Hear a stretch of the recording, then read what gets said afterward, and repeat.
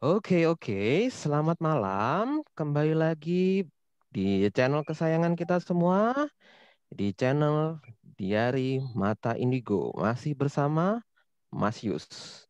Dan malam ini bukan di segmen Diari Mata Indigo siaran, tapi di cerita horor Diari Mata Indigo. Di mana pada segmen ini Mas Yus akan menghadirkan pemenang-pemenang dari lomba cerita horor yang Mas Yus adakan. Dan pada malam hari ini mereka akan menceritakan kembali cerita-cerita horor yang mereka pernah posting. Nah, pada malam hari ini Mas Yus sudah kedatangan salah satu pemenang dari lomba cerita horor.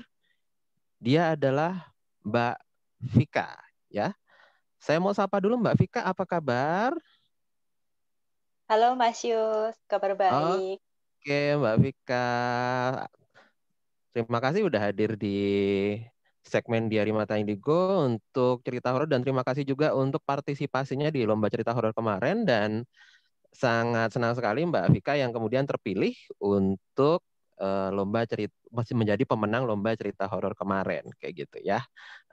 Nanti Mbak Vika silahkan ceritakan, tapi sebelumnya Mas Yus juga ditemani oleh salah satu orang lagi.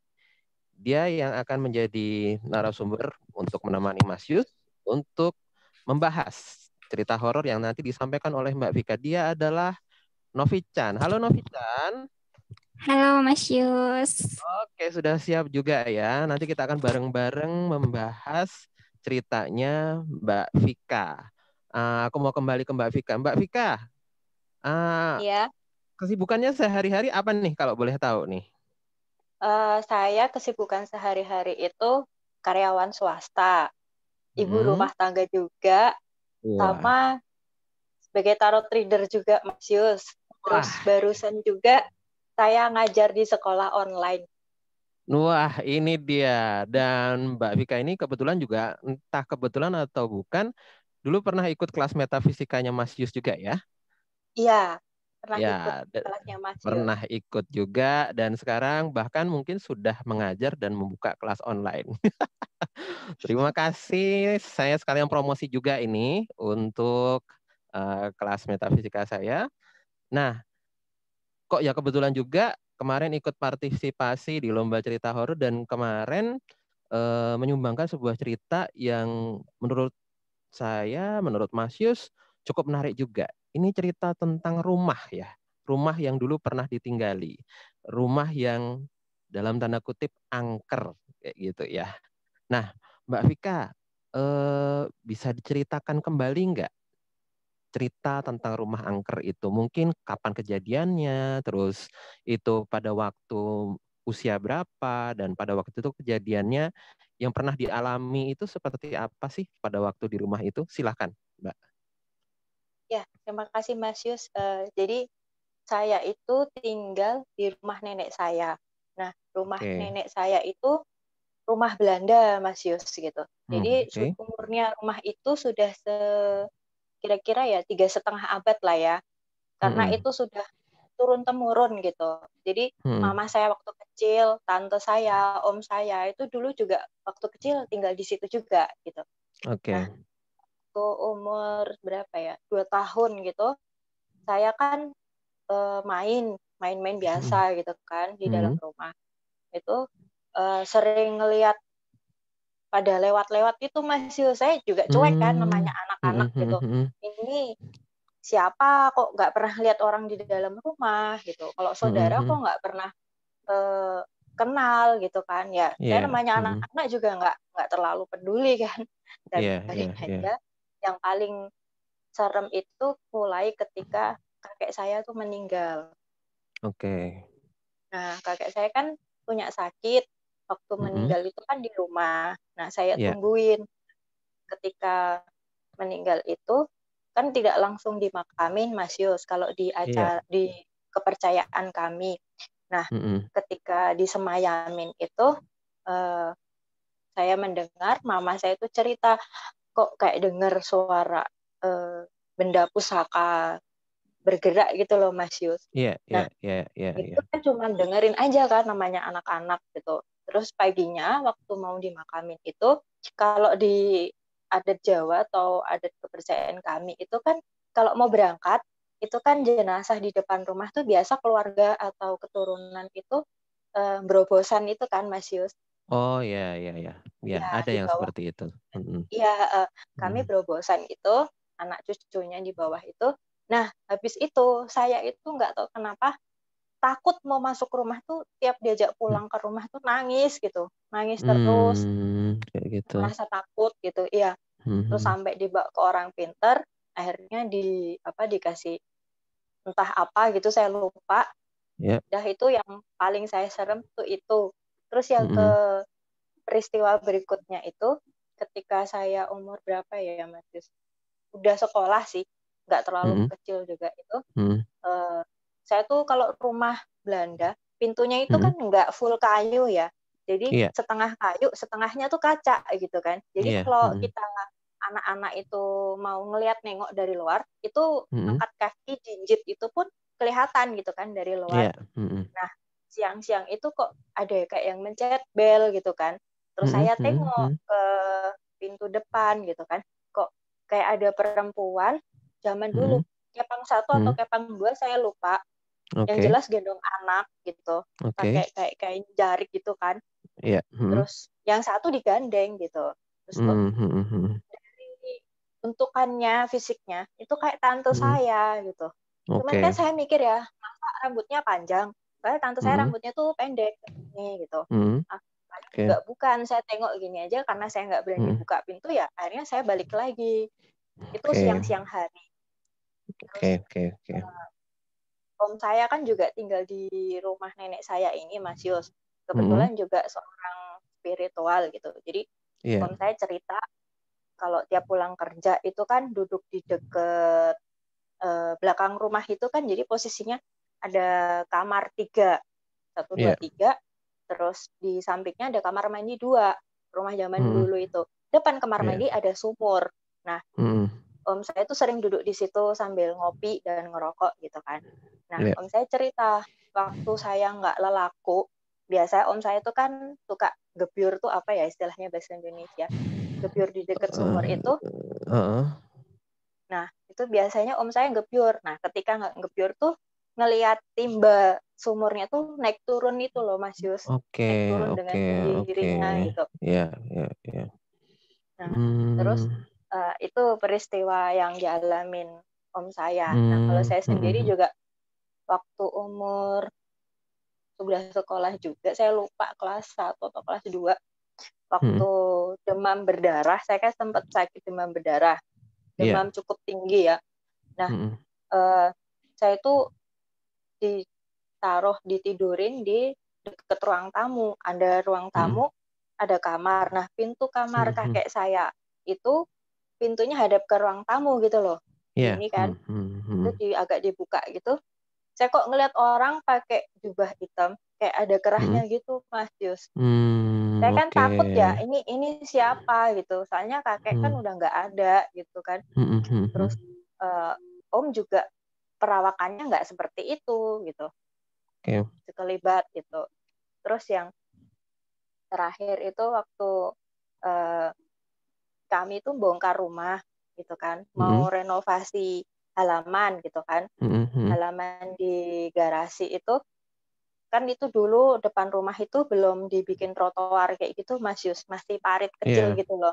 Nah, itu kan mau dibongkar, mau di semen, kayak begitu. Ketika dibongkar itu nemuin kayak tulang belulang gitu tuh manusia.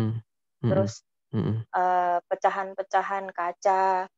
Terus pernah nemuin juga kayak ini loh, bekas senjata zaman dulu itu loh Mas Yus, kayak meriam atau apa itu. Nah, itu kami menemukan itu. Nah, yang pernah juga suatu sore, ini cerita dari nenek saya ya. Nenek saya itu kan nyariin om saya. Om saya waktu itu masih umur sekitar 7 tahunan gitu. 7 tahunan itu mau maghrib, dicariin nenek saya ini kemana kok nggak ada di dalam rumah gitu.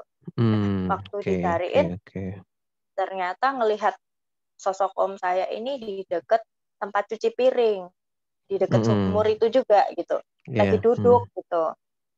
Terus dipanggil kok diem aja, terus dipanggil-panggil itu udah maghrib gitu deh, terus dipanggil-panggil kok diam-diam aja, nggak jawab gitu. Akhirnya balik lagi, katanya oh, itu udah di dalam kok sama ini ada pembantu, katanya kayak gitu. Jadi itu ternyata bukan om saya.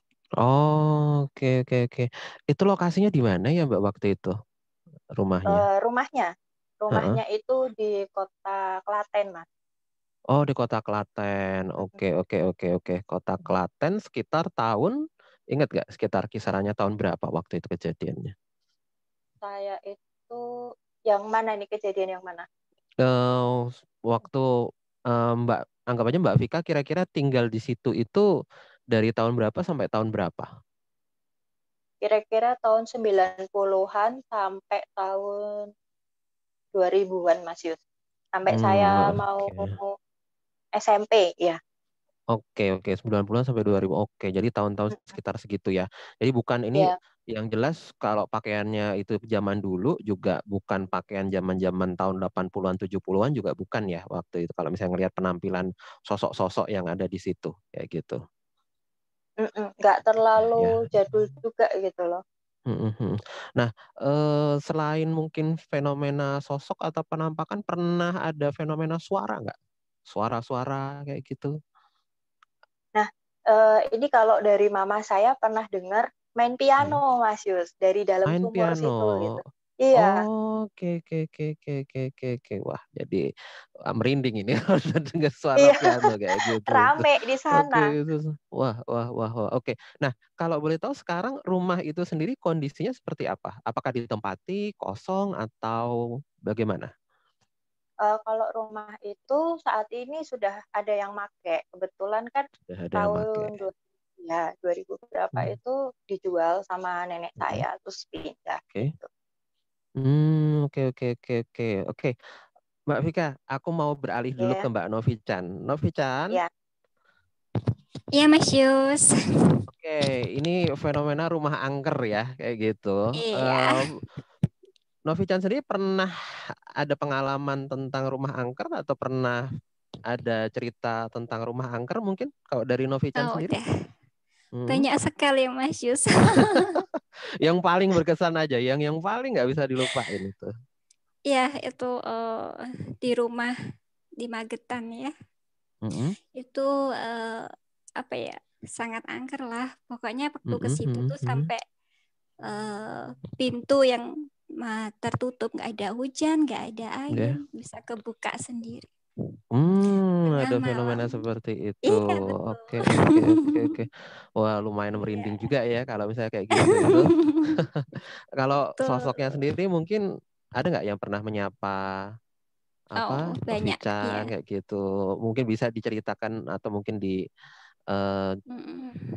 gambarkan sosoknya seperti apa kalau yang dari Novichan pernah coba interaksi gitu di rumah itu?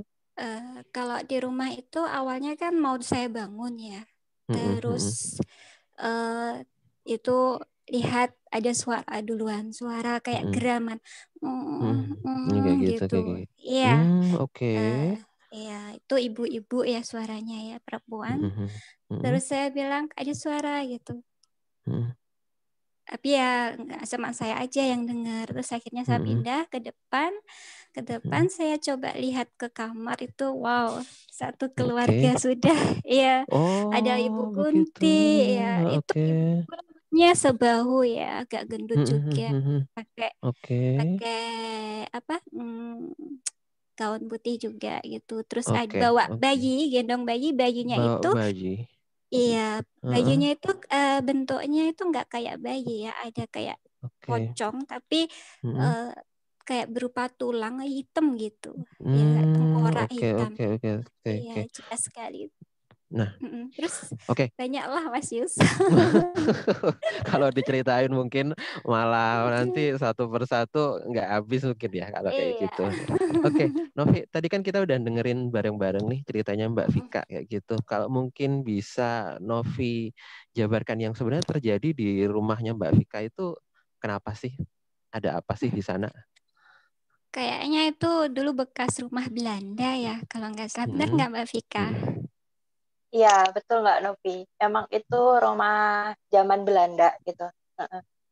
Terus di sana tuh ada kayak noni ya, noni Belanda. Iya. Iya. Ada betul. Terus pakai dikepang, sebenarnya dikepang 2 ya. Ada topinya, rambutnya agak pirang ya. Tapi nggak pirang-pirang amat sih, pokoknya. Terus rambutnya panjang. Ada ya itu di depan ya sebenarnya. Terus ada pohon juga di situ. Terus sebenarnya kayak ada pembunuhan atau gimana ya dulu itu, Mas Yus. Oke, Mas Yus juga sepakat sama Novi sih. Di sana pernah ada kejadian pembunuhan Iya. Tapi kalau yang dominan malah ini bukan sosok Belanda sih kalau Mas Yus lihat ya. Mungkin nanti di pas di belakang Mas Yus coba jabarkan. Ini Mas Yus sambil gambar sosok yang benar-benar dominan ya. Tapi mungkin nanti kita bahas dulu. Aku mau balik ke Mbak Vika dulu. Mbak Vika, kalau kemudian mengalami kejadian-kejadian di rumah yang dulu itu, pernah nggak mungkin dari kerabat atau mungkin dari keluarga yang tinggal di situ mungkin menyarankan untuk dilakukan pembersihan atau mungkin dilakukan misalnya ya doa atau gimana supaya mungkin fenomena-fenomena itu bisa hilang kayak gitu? Mbak Vika pernah ada usaha seperti itu mungkin? Kalau usaha itu paling hanya berdoa bersama, atau kalau keagamaan kami itu doa yang kalau lingkungan muter itu loh Mas Yus. Hanya seperti itu sih. Enggak, kalau saya setahu saya itu belum pernah dilakukan pembersihan kayak gitu. Tapi memang dulu sempat ada kejadian ya, dapat kiriman gitu. Nenek saya sih yang kena gitu. Oke. Apa ada kiriman segala ya kayak gitu. Terus apakah pernah ada mungkin ada yang orang pintar atau mungkin tadi kan kayaknya paman juga seorang yang punya kemampuan linuih juga kan kayak gitu. Apakah pernah mengajak komunikasi yang ada di situ atau mungkin pernah mencoba bicara gitu dan apa yang mungkin mereka sampaikan di situ ada nggak gitu? Komunikasi sih kalau om saya tuh tidak terlalu banyak memberikan informasi ke saya ya, karena menurut om saya itu kurang etis gitu, karena memang di rumah itu om saya bilang sih ada saudara juga, ada leluhur juga yang ada di rumah situ gitu. Jadi memang sama om saya ya kayak di ya sudah, cuman aku aja yang ini jaga kayak gitu. Oke, jadi versinya sih seperti itu. Oke, aku mau ke Novi lagi. Novi, mungkin kalau dari pengalaman Novi sendiri, kalau biasanya kalau rumah angker itu gimana sih? Apa yang harus dilakukan supaya mungkin paling enggak bisa netral atau mungkin di situ suasananya bisa lebih tenang dan gangguan-gangguan itu bisa mungkin berkurang atau hilang. Kalau dari Novi sendiri gimana biasanya?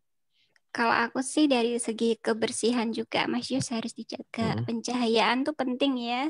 Pencahayaan rumah, cat juga itu biar dikasih lampu biar cahayanya full lah kayak gitu. Itu juga pengaruh. Terus yang kedua itu hidupkanlah rumah itu biar hidup gitu ya, buat baca doa, buat ibadah sesuai keyakinan masing-masing. Pokoknya jangan sampai sepi dari suara-suara kayak gitu. Terus yang terpenting juga itu kalau mau loh ya, itu ya kayak pelihara kucing itu juga bagus buat netralisir. Terus buat hewan garam peliharaan kasar ya. Garam kasar itu juga bagus. Terus kalau mau sih ya tak saranin itu nanam pohon bidara, pohon yang buat nolak itu, atau pohon Tolak bambu pun bala. itu juga bagus. Iya, kayak gitu. Iya. Oke. Selain buat rindang juga bagus itu Mas Yus, buat netralisir. Iya. Nah, terus kalau Novi sendiri pernah nggak kalau misalnya ada tempat angker kayak gitu, Novi terus coba untuk melakukan negosiasi atau komunikasi gitu sama penghuni di situ. Biasanya yang mereka sampaikan apa sih gitu kalau misalnya di tempat itu gitu? Ya biasanya ada yang cerita saya dulu dibunuh di sini kayak gitu-gitu.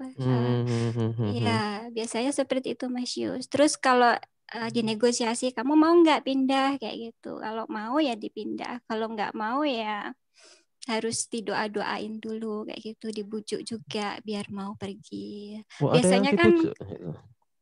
ada yang susah sih kalau bujuk gituan. Tapi kalau yang bujuk Novichan kayaknya sih nggak masalah ya kayak gitu, pasti mau-mau aja itu kayaknya ya kayak gitu.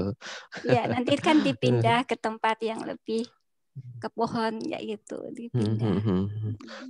Tapi kalau terus ada nggak yang bandel, yang benar-benar sampai mungkin keras gitu ngomong, enggak ini tempatku, yang pergi kamu kayak gitu, aku nggak mau pergi kayak Banyak gitu, ada nggak yang? sekali Mas Yus. Iya banyak sekali kayak gitu. Kadang minta yang aneh-aneh, minta syarat di ini itu kayak gitu, minta disembelihkan kepala kerbau kayak gitu ada. Kayak gitu ya. Iya betul. Tapi nggak boleh, kalau saya sendiri nggak mau melayani kayak gitu. Maksudnya mengikuti apa keinginannya itu nggak mau. Oke. Jadi malah jangan justru dilayani ya, bukan justru di entertain ya kalau kayak gitu tuh. Iya betul. Oke. Terus akhirnya kalau misalnya kayak gitu, setelah mungkin didoakan, setelah mungkin negosiasi kayak gitu, kira-kira ada jaminan nggak bahwa tempat itu ya bersih, atau mungkin kadang-kadang masih ada sisa-sisanya, masih ada mungkin ya yang tapi mungkin intensitasnya menurun, tapi paling enggak sudah enggak seganas itu kayak gitu. Kira-kira kalau dari pengalaman Novi, apakah memang setelah itu jadi benar-benar bersih atau mungkin kadang-kadang masih ada sisa-sisanya gitu? Iya namanya hantum, namanya apa ya, makhluk-makhluk astral kayak gitu kan kadang bandel Mas Yus. Kadang udah dikasih tempat, disuruh pindah, mau iya, tapi besoknya kembali lagi, itu memang ada gitu. Kayak gitu. Iya, Kayak tapi kucing emang itu harus kayak gitu. dibersihkan dulu. Dibersihkan dulu rumahnya, terus habis itu dipagar. Kalau biasanya saya gitu, pasang Oh, shirt. dipagar. Oke. Iya. Biasanya kalau Novi sendiri, kalau cara masang pagernya seperti apa? Memagarinya seperti apa biasanya? Iya, pakai doa juga, Mas Yus. Oke, Doa doa itu juga ya. apa ya? Mujarab sekali karena langsung dari Tuhan. Iya. Oke. Jadi pakai media garam sama air. Oke. Kalau menurut pandangan Novi nih, sebelum nanti aku mau balik ke Mbak Vika juga, ada nggak memang fenomena yang terjadi bukan gangguan-gangguan dalam bentuk fenomena suara atau penampakan sosok atau mungkin gangguan-gangguan benda yang bergerak gitu, tapi mungkin orang yang berada di rumah itu emosinya jadi naik turun, gampang marah atau mungkin gampang capek kayak gitu itu. Ada nggak yang pengaruhnya bukan ke fenomena horor tapi lebih kepada emosi atau psikis dari orang yang tinggal di rumah itu? Iya, karena setiap orang juga punya energi kan Mas Yus. Pasti dia punya kayak aura positif, aura negatif. Jadi juga mempengaruhi juga di rumah keharmonisan seperti itu. Iya. Oke, jadi ada pengaruhnya ya kalau kayak gitu itu ya. Iya, betul. Oke, aku mau balik ke tempatnya Mbak Vika. Mbak Vika, kalau dari pengalamannya Mbak Vika yang ada di rumah itu, ada nggak kadang seperti yang tadi saya sampaikan, kemudian yang tadi direspon oleh Novi, kayak semacam emosi yang gampang berubah, atau mungkin ada kondisi fisik yang kadang-kadang nggak bisa dinalar gitu, kok jadi gampang capek, apa mungkin jadi gampang emosi, atau mungkin jadi nggak semangat dan lain sebagainya kayak gitu. Ada nggak Mbak Vika ketika mungkin tinggal di rumah itu? Ada Mas Yus. Tapi yang paling dominan, yang paling kena itu om saya. Jadi bukan om yang bukan yang om yang spiritual. Satunya lagi itu adik mama saya yang paling kecil. Itu sampai kalau udah marah itu sampai ngeri lah Mas Yus, udah sampai membantingin barang segala macam. Oke, kayak gitu. Tapi kalau di rumah itu sendiri belum pernah ada yang sampai dengan fenomena mungkin orang yang datang ke rumah itu atau mungkin ada fenomena kesurupan gitu, belum ada ya di situ ya? Belum pernah Mas Yus. Kalau Belum sampai pernah. kesurupan belum. Oke, jadi sebenarnya kalau seperti itu ya masih sekedar penampakan atau fenomena suara itu tadi aja ya, kayak gitu ya. Oke, sumur itu kemudian sampai sekarang masih atau kemudian ditutup atau gimana kalau tadi sempat membahas tentang sumur itu? Kalau selama saya tinggal di sana itu nggak pernah ditutup sih Mas Yus. Jadi Nggak pernah dibiarin ditutup. gitu aja. Tapi Belum memang pernah digunakan untuk cuci mandi kakus kayak gitu digunakan airnya digunakan gitu sumurnya.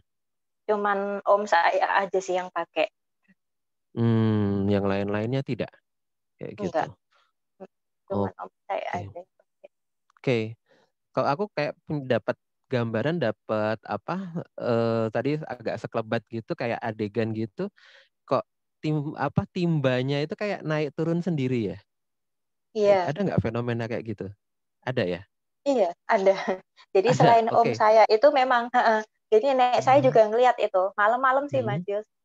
Oke, Itu kayak nenek saya gitu. waktu mau ke kamar mandi itu naik turun gitu.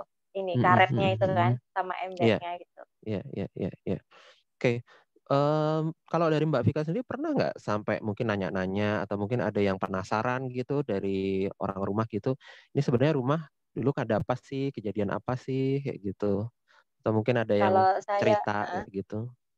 kalau pada cerita tuh enggak, cuman saya sempat nanya aja sih. Memang ada pernah kejadian, tapi itu sudah lama sekali.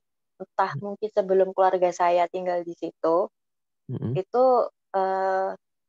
zamannya Belanda, ada noni yang seperti Mbak Novi tadi cerita gitu kan, itu diperkosa, dibunuh di dalam situ, di rumah situ gitu. Jadi memang dia masih tinggal di situ.